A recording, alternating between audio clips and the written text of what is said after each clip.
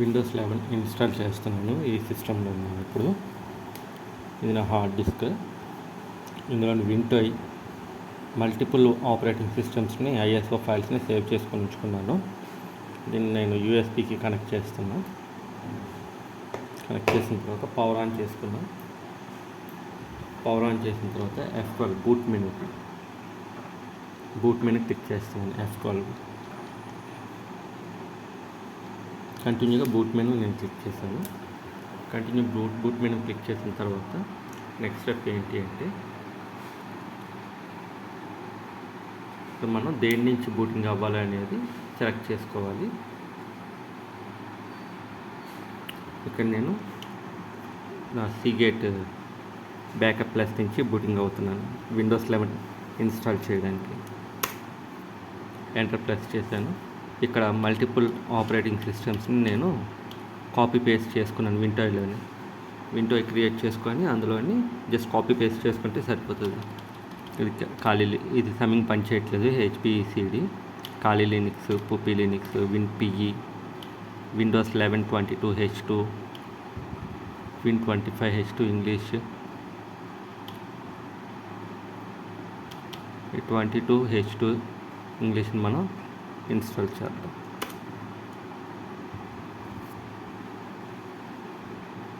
అక్కడ enter press చేసిన తర్వాత boot in normal mode. Press any key అని వస్తుంది. మనం ప్రెస్ ఎనీ కీ ప్రెస్ చేయాలి.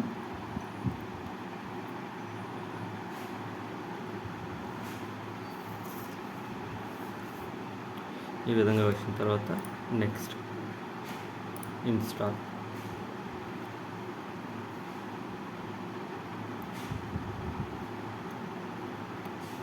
I don't have product key. Windows 11 Pro. Next. I accept. ఇది క్లిక్ చేయాలి. Next install now. కస్టమ్ మీద క్లిక్ చేసి ఇన్స్టాల్ నౌ. ఎక్కడ ఇన్స్టాల్ అవ్వాలి? ఇక్కడ ఇన్స్టాల్ అవ్వాలి. ఇవన్నీ పాత ఓఎస్లోని. నేను ఈ 3 డ్రైవ్లని డిలీట్ చేసేసుకుంటాను. ఎందుకంటే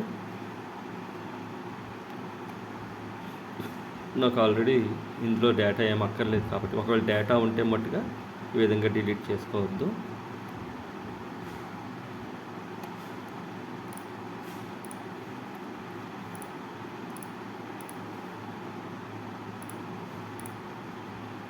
GB 145 GB first partition C drive మాట. Just next. ఒకవేళ మీరు డేటా కానీ బ్యాకప్ తీసుకోకుంటే ఈ విధంగా చేస్తే మొత్తం డేటా అంతా పోతుంది. ఇక్కడే మీ కంప్యూటర్ హార్డ్ డిస్క్ SSD ఏ విధంగా పనిచేస్తుందో మీరు చూసుకోవచ్చు. ఇది వితిన్ 5 మినిట్స్లోని ఓఎస్ అనేది ఇన్స్టాల్ అయిపోవాలి. వితిన్ 5 మినిట్స్లోని ఇన్స్టాల్ అయిపోయింది. 5 to 7 మినిట్స్లో ఇన్స్టాల్ అయిందంటే మీ సిస్టమ్ అండ్ SSD కరెక్ట్గా పనిచేస్తున్నట్టు. ఒకవేళ హ్యాంగ్ అయింది అనుకోండి, అప్పుడు SSD కంప్లైంట్ ఎక్కువ ఉంటాయి. SSD or hard disc.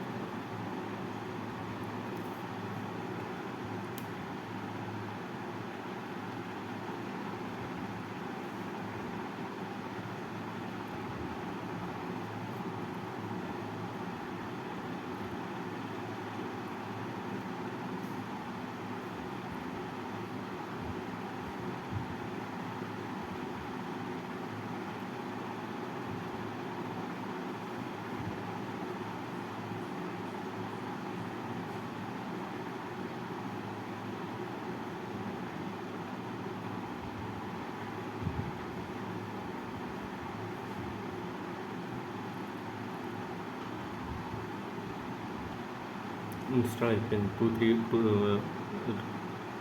2-3 నిమిషాల్లోనే ఇది ఇన్స్టాల్ అయిపోయింది. అంటే SSD బాగానే ఉన్నట్టు అన్నమాట. మళ్ళీ రీబూట్ అవుతుంది.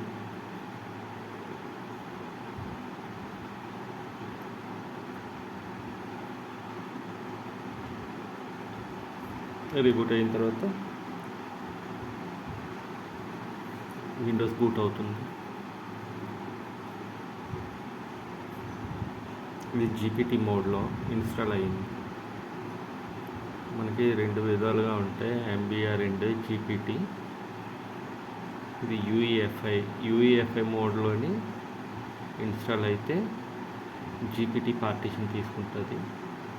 లెగసీ మోడ్లోని అయితే ఎంబీఆర్ పార్టీషన్ తీసుకుంటుంది.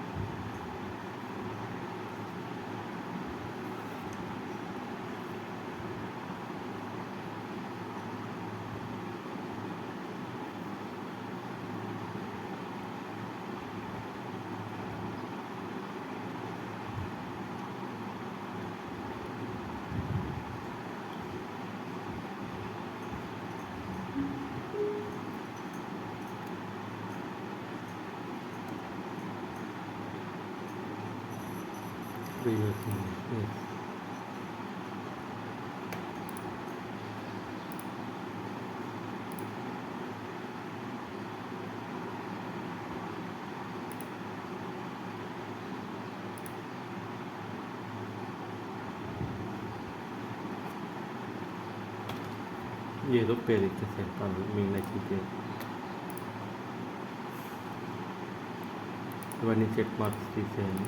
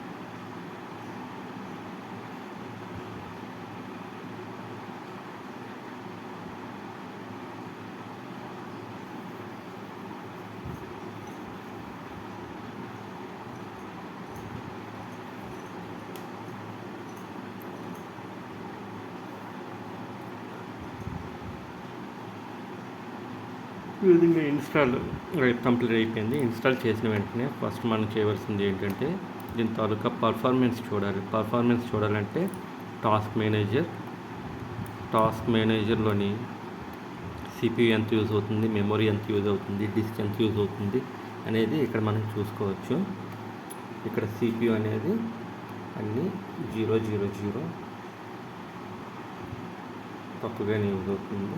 మెమొరీ ఎంత 23% యూజ్ అవుతుంది. ఇక్కడ మన అవసరం లేని సర్వీసెస్ని మనం డిజేబుల్ చేసుకోవచ్చు.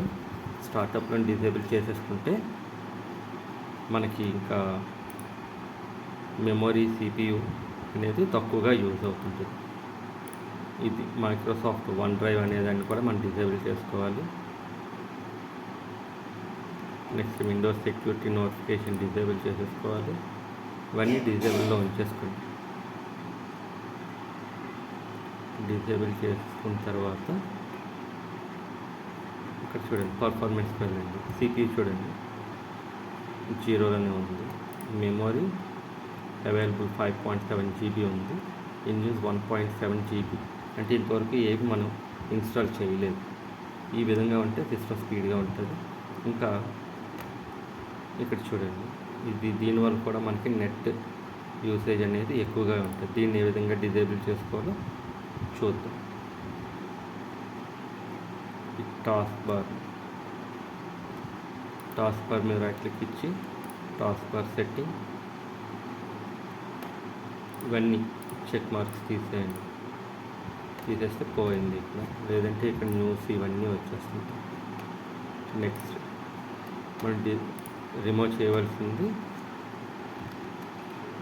ఇన్స్టాల్ చేసిన వెంటనే ఇవన్నీ చెయ్యాలి. AAEPWIZ.cpl ఈ విధంగా ప్రోగ్రామ్ అండ్ ఫీచర్స్లోకి వెళ్తాం. వన్ డ్రైవ్ ఫస్ట్ అన్ఇన్స్టాల్ చేసేద్దాం. ఈ వన్ డ్రైవ్ వల్ల కూడా సిస్టమ్ స్లోగా ఉంటుంది.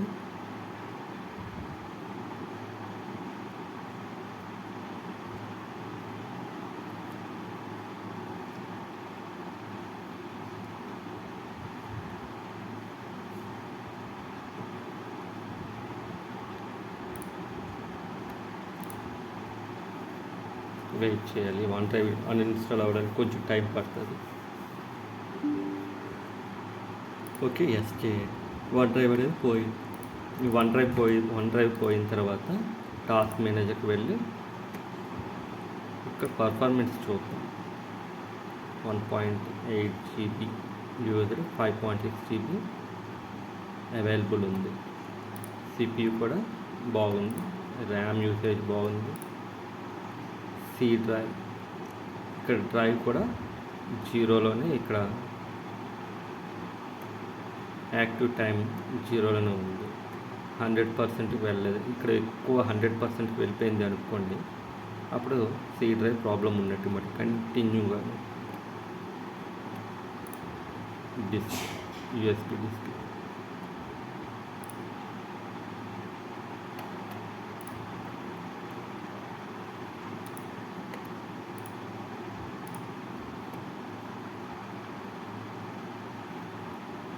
తర్వాత చేయవలసింది ఏంటంటే మనకి ఏవి అప్డేట్స్ అక్కర్లేదు. ఫస్ట్ మనం ఈ విండోస్ డిఫెండర్ని డిజేబుల్ చేసేసుకుందాం.